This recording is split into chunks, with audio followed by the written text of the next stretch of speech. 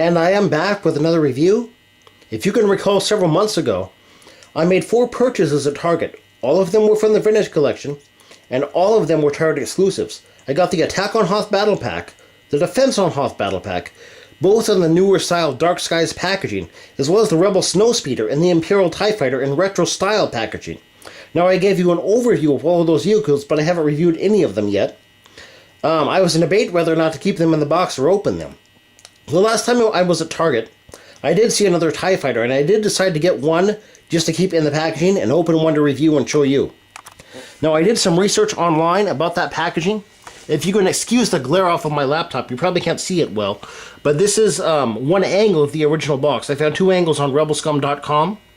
Now, as you can notice, the original one had lights and sounds to it. It kind of shows waves radiating off the center of the TIE Fighter to indicate it does have lights and sounds. Now, I have seen the original TIE Fighter before, as well as the original box. I don't recall all the details about it, though. I do know this box does have cues from the original Kenner days. For one, the TIE Fighter came out in 1978, and they didn't release a TIE Fighter pilot until 1982. So on the box, they kind of have the Stormtrooper pulling double duty here as a TIE Fighter pilot as well. They've got a tribute to that. And I've shown you all the angles of this box before when I did the overview. It's quite an impressive box for you older collectors. I know a lot of older people might want to pick one up just for nostalgia's sake. Speaking of my tongue is tied. Speaking of nostalgia, this again does have the stubby wings. Now, back when I started doing reviews, I did a Legacy Collection TIE Fighter review, back-to-back with the larger wing 30th anniversary TIE Fighter review, and I got a lot of heat for doing the stubby wings thing. A lot of you did prefer the larger wings, but in Kenner's day, people did have to use their imagination more. I do have the larger wing here for a side-by-side comparison. Here's the instruction manual. It's rather simple.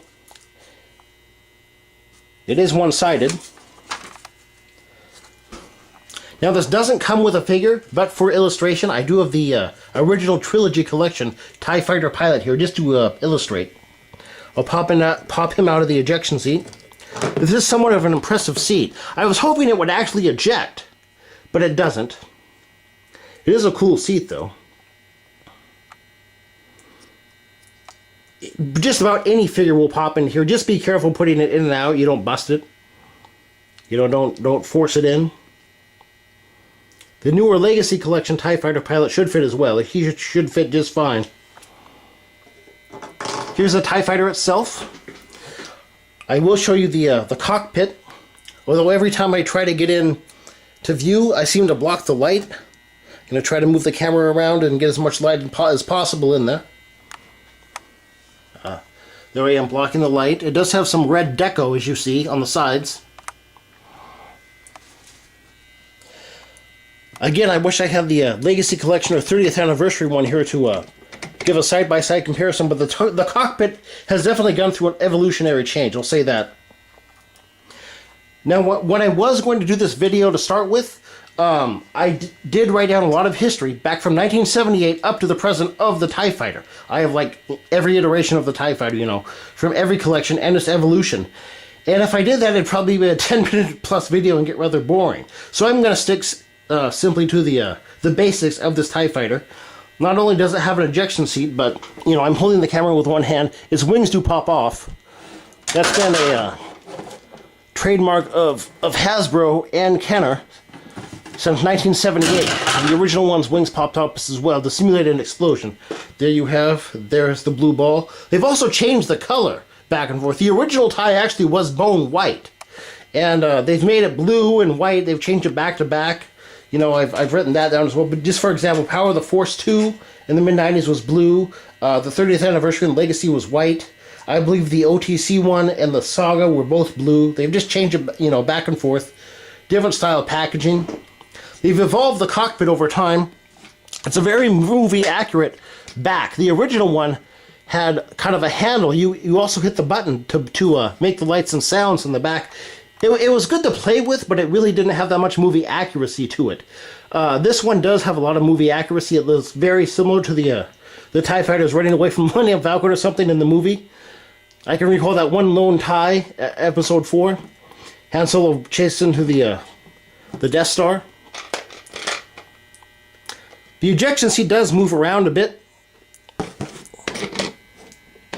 but you know, just don't break it or something when if you're a kid playing with it. Just be mindful of that. They've also changed over the years. They've changed the way the cockpit opens and closes over the years as well. This vehicle is a kit bash. I'm going to get to my notes. Let's see. This tie is a kit bash. It's based off the let's see, the cockpit is from the 2009 Legacy Collection TIE Fighter, and the wings are from the 2003 Saga Collection TIE Fighter.